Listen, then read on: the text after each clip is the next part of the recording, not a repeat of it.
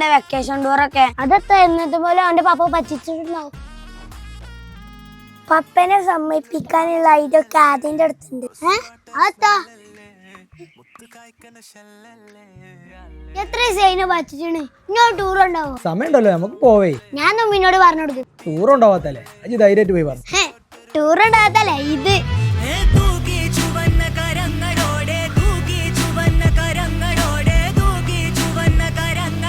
എന്റെ ഭീഷണിക്ക് പേടിച്ചിട്ടൊന്നല്ല, എന്നാലും പോയി മാറ്റിക്കോ, ടൂറേ കൊണ്ടേക്കോളാം.